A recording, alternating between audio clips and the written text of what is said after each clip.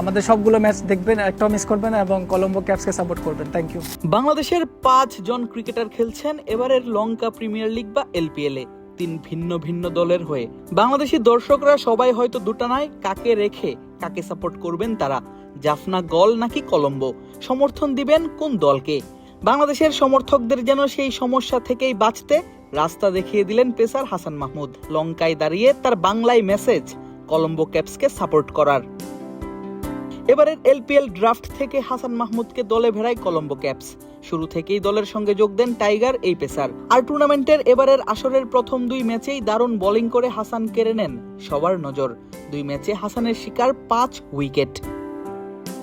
এবারের এলপিএল এ নিজেদের প্রথম ম্যাচে হাসানের কলম্বো মুখোমুখি হয় মেহেদী হাসান মিরাজের গল গ্যালেন্টসের বিপক্ষে।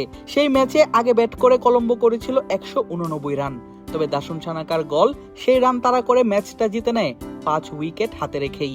ইম্প্যাক্ট সাব হিসেবে বল করতে নামা হাসান বল হাতে 2 উইকেট শিকার করলেও ছিলেন কিছুটা খরচে। 2 ওভার 2 বলে হজম করেন 31 রান। 5+ স্টার রেটিং প্রাপ্ত দেশের সর্বোচ্চ বিদ্যুৎ সাশ্রয়ী ওয়ালটন এসি। স্মার্ট কমফোর্ট এখন নেক্সট লেভেলে। তবে দ্বিতীয় ম্যাচেই দারুণ এক কামব্যাক, যেন নিজের যাত্রা চেনান এই পেসার।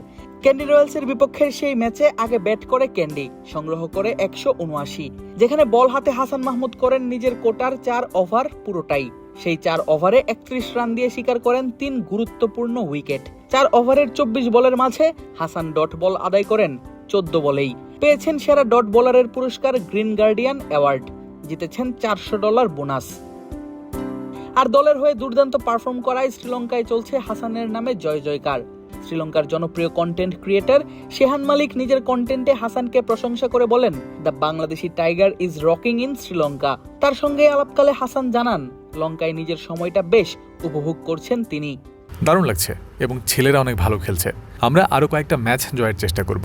দর্শকরা আসছে মাঠে এবং আমাদের খেলা উপভোগ করছে, চাইবো তারা যেন মাঠে এসে আমাদের সমর্থন দেয়। তারপরেই শেহান হাসানকে বলেন বাংলাদেশের সমর্থকদের উদ্দেশ্যে কিছু বলতে।